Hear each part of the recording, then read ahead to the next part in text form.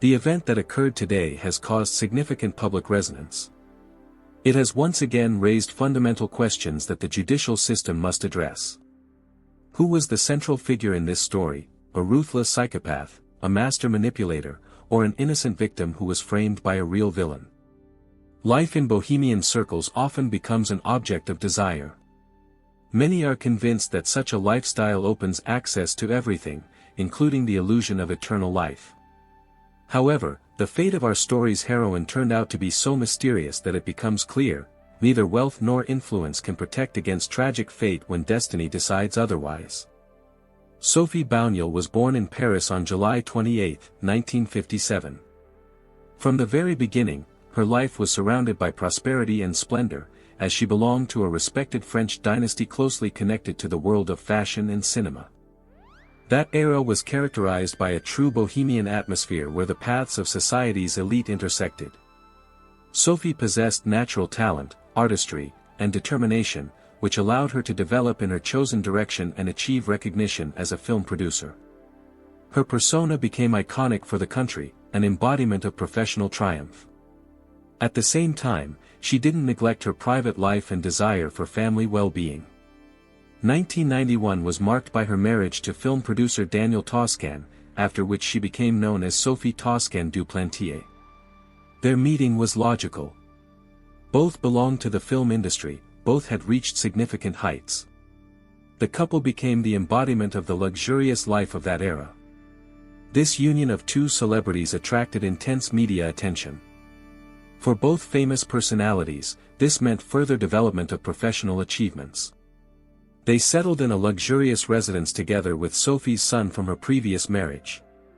For everyone who knew this woman closely, she was a personality with powerful energy, capable of decisively defending her principles and implementing her plans with unwavering determination.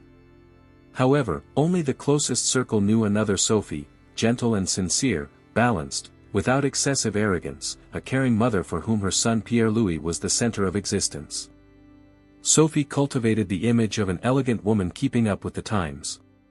Her daily life consisted of continuous filming, camera flashes, and relentless attention from press representatives that accompanied her work in the television and film industry.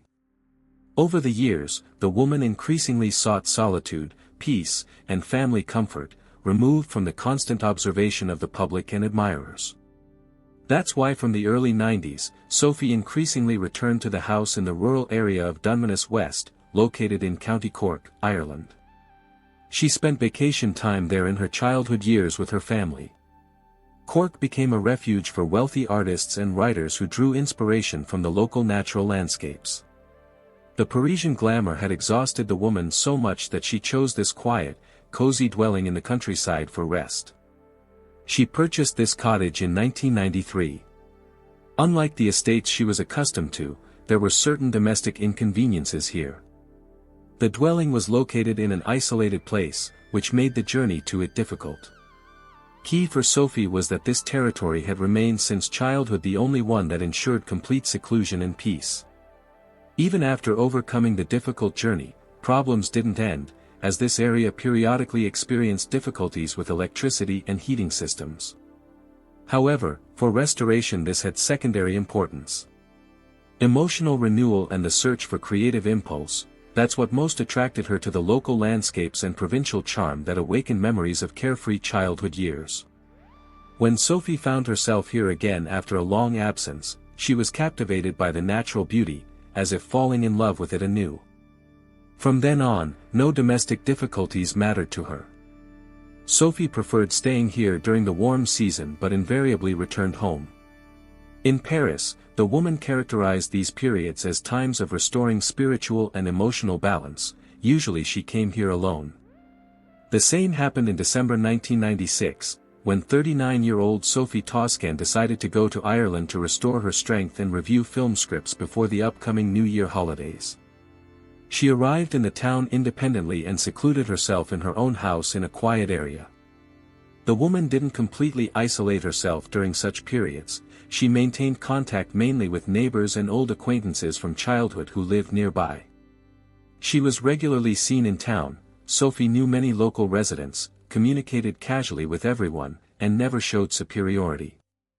Thanks to this attitude, many people perceived her not as a representative of Parisian bohemian circles, but as the old familiar Sophie, the girl who grew up among them. She maintained friendly relations with everyone and avoided discussing work and personal topics so they wouldn't immediately turn into gossip. On the eve of Christmas, a neighbor decided to visit Sophie at her home.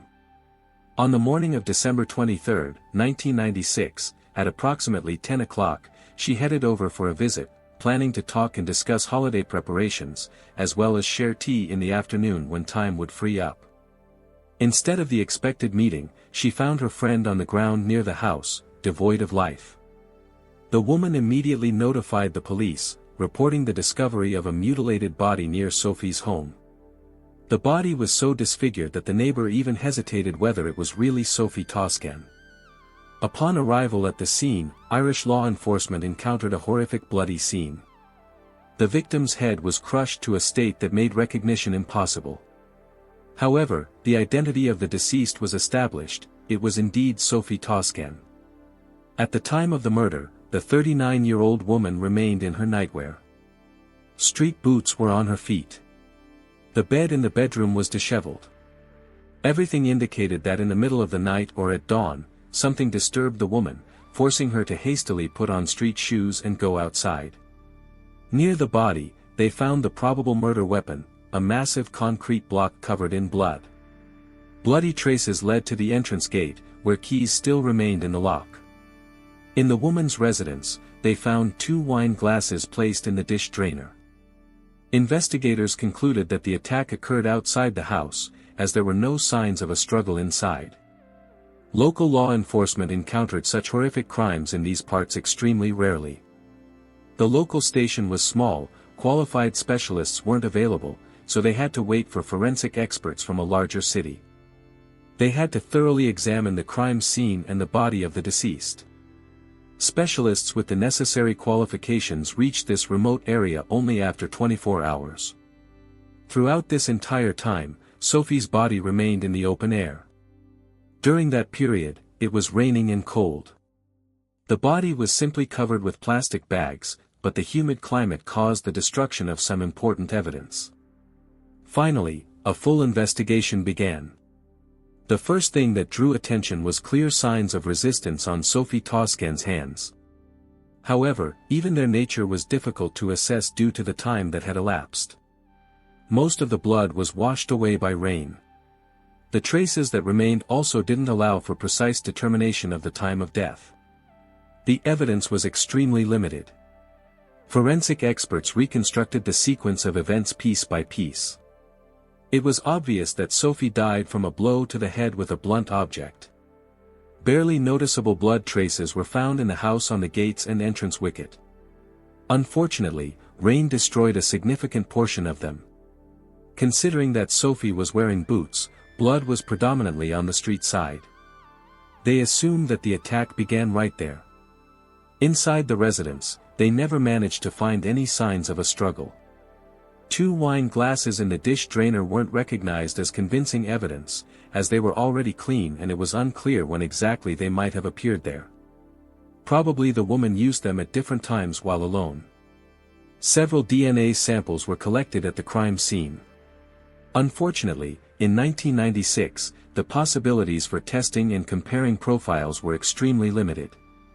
This important clue didn't provide valuable leads, but it was preserved in the archives. Investigators tried to reconstruct the sequence of events from the moment of Sophie Toscan's arrival in Ireland. They established that she arrived on December 21st. That same day, the woman was seen shopping at a grocery store. It appeared that she was strolling carefree, looking around the area.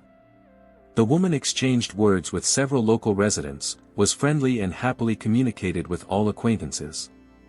The owner of one of the shops she visited that day recalled that after Sophie, a man in a dark coat and hat entered. In the witness's opinion, the stranger was watching the story's heroine and left the premises immediately after her exit. It looked as if he was following her. This was conspicuous. The suspicious subject didn't even buy anything, the goods didn't interest him at all. No one else noticed this man. At least, not on December 21st. On December 22, the woman went for a walk along the path to the castle, located nearby on a rocky outcrop. She followed the path from which a view of the ruins opened up, reached the observation platform, and spent some time there, admiring the picturesque views.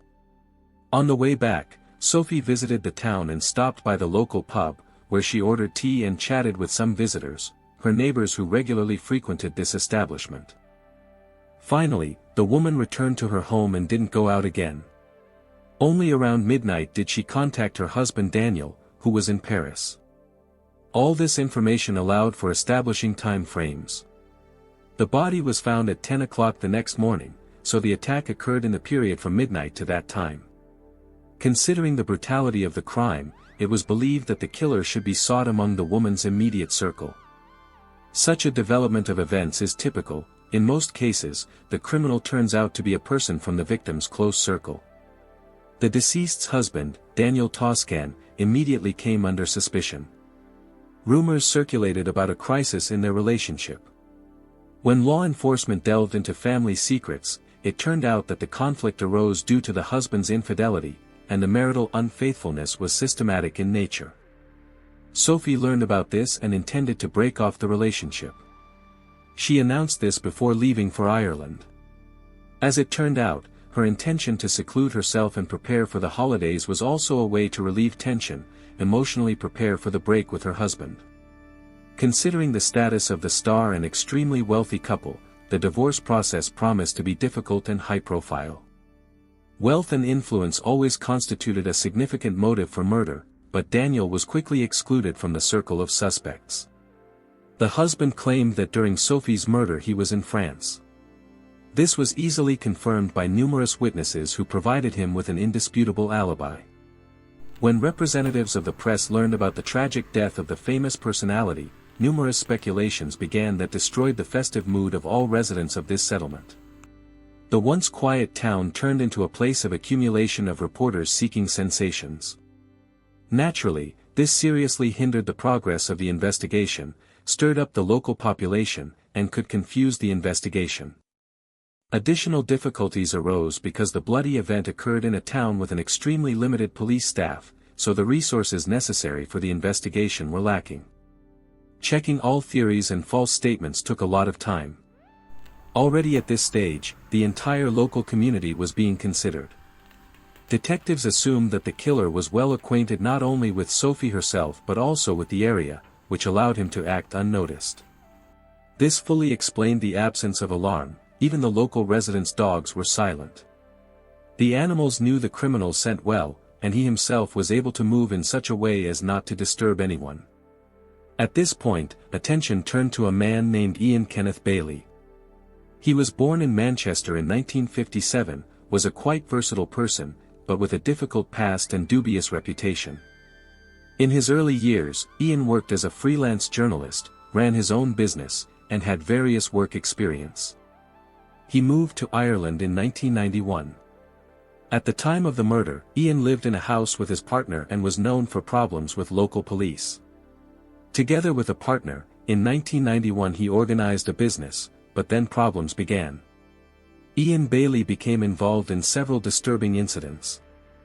After attacking his business partner, conflicts with authorities led to him being convicted of assault that same year, even briefly taken into custody.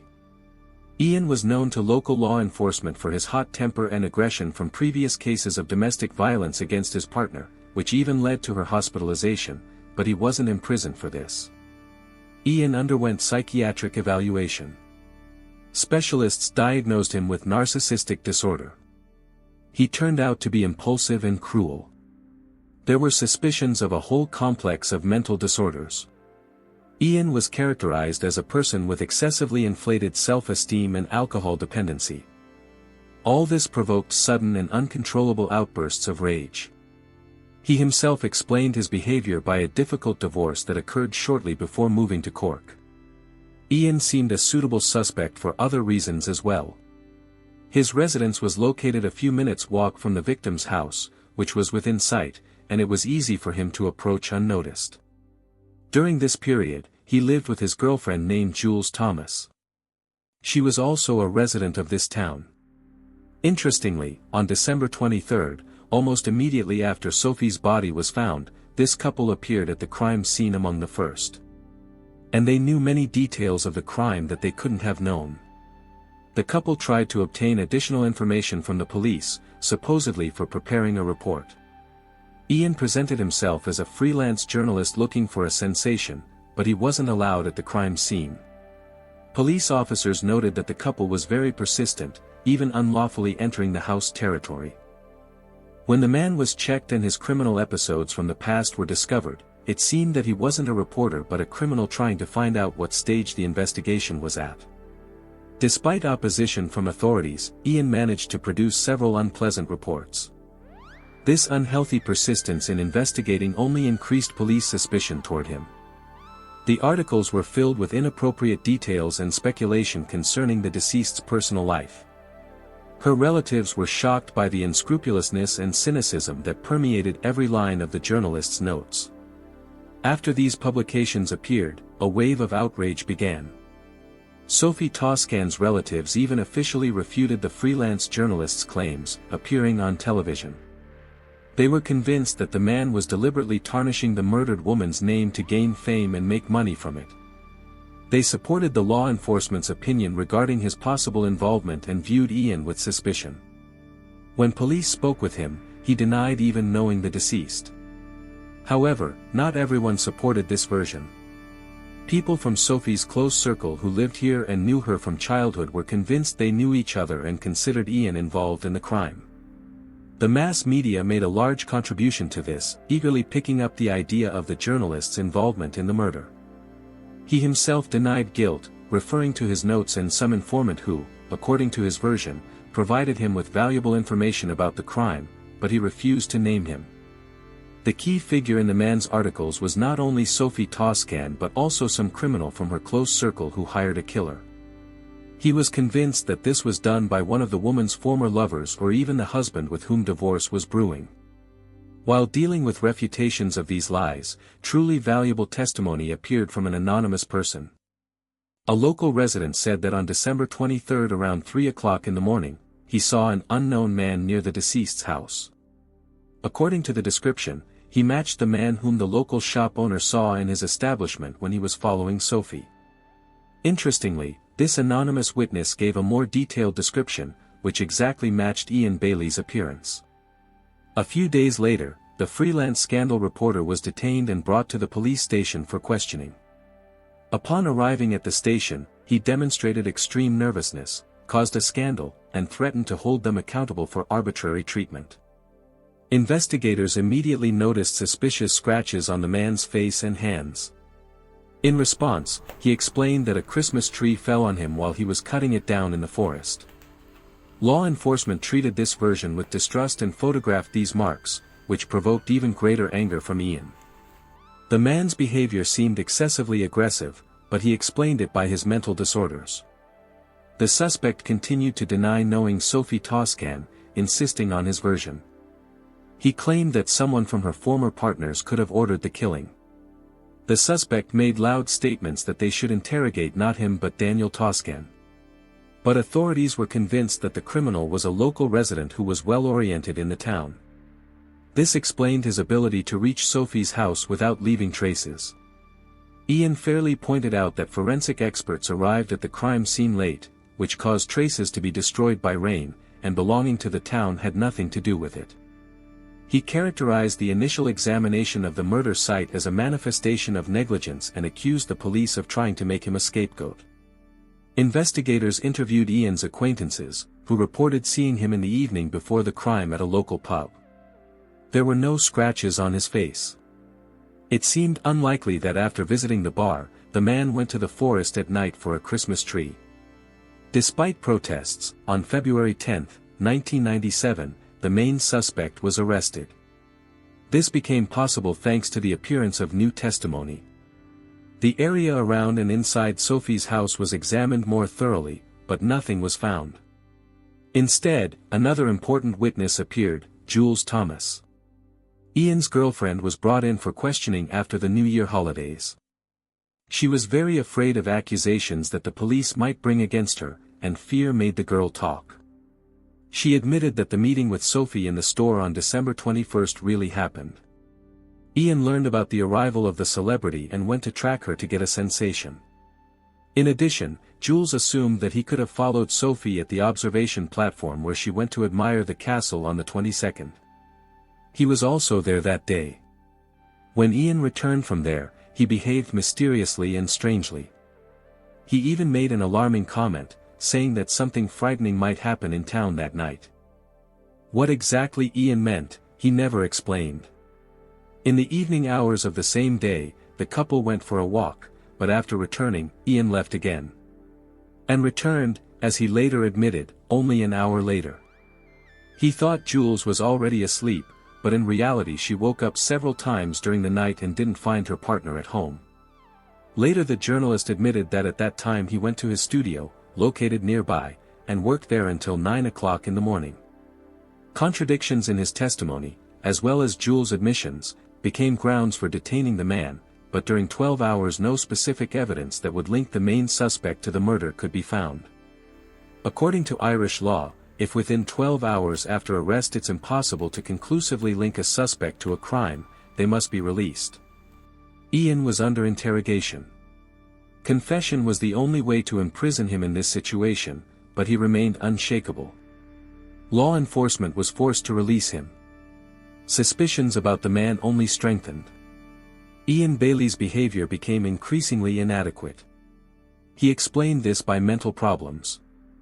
Against the background of involvement in this case as a probable killer, the man's health deteriorated.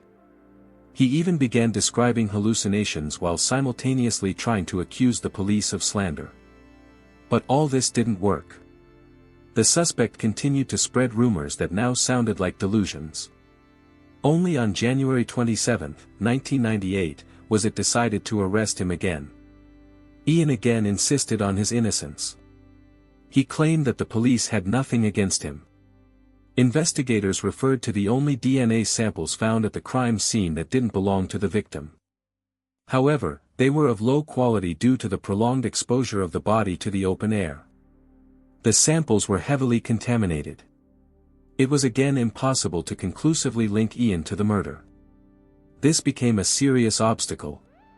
According to Irish law, a person can be arrested only twice without charges being filed within one criminal episode. Ian continued to maintain his innocence. The authorities had only 12 hours during the second detention to prove his involvement in the murder. Pressure was applied to the man in hopes of obtaining a confession, but he only became more enraged and tried to use his contacts in journalistic circles to present the Irish Towns Police in a negative light. The freelance journalist again accused the authorities of trying to make him a scapegoat. Investigators remained convinced that he simply knew the law and was buying time. Although many people believed in Ian's guilt, he explained his unhealthy interest by journalistic activity and claimed he was simply trying to get any sensational news. This explained his surveillance of Sophie when she was still alive.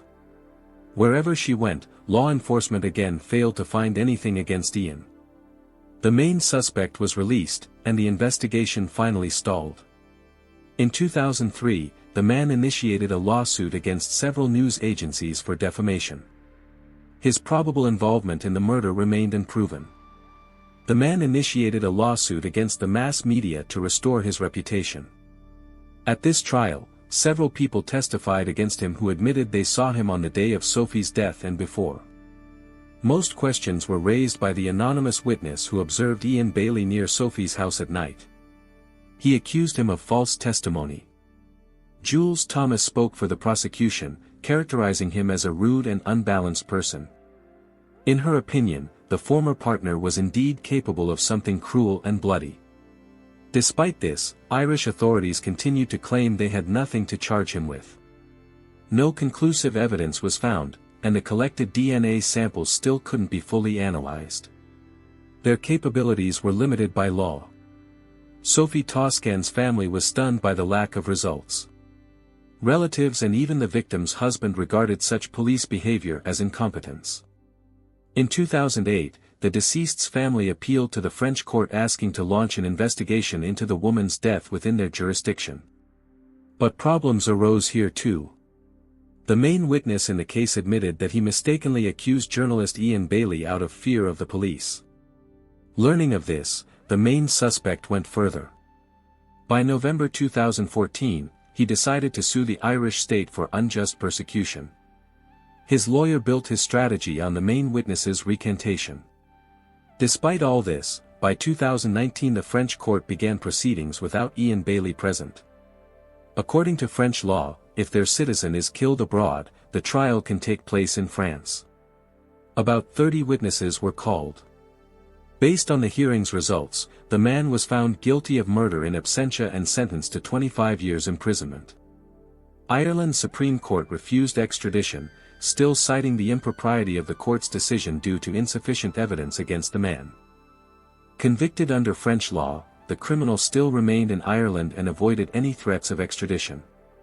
A new turn in the case occurred in 2022, when the Irish and French judicial systems decided to combine their efforts and find out who could have killed Sophie Toscan. They reviewed all case materials, began reanalyzing all evidence, some of which was lost, some damaged. Versions emerged about possible involvement in the case of some accomplice of Daniel Toscan. Ian's story could have been close to the truth, but he didn't live to find out how it all ended. In January 2024, Ian Bailey died of cardiac arrest. Law enforcement arrived at his apartment, hoping to obtain materials for DNA profiling to compare with evidence collected during the 1990s investigation. Given modern technologies, DNA profiling and biological material analysis, this provided a real chance to understand what happened.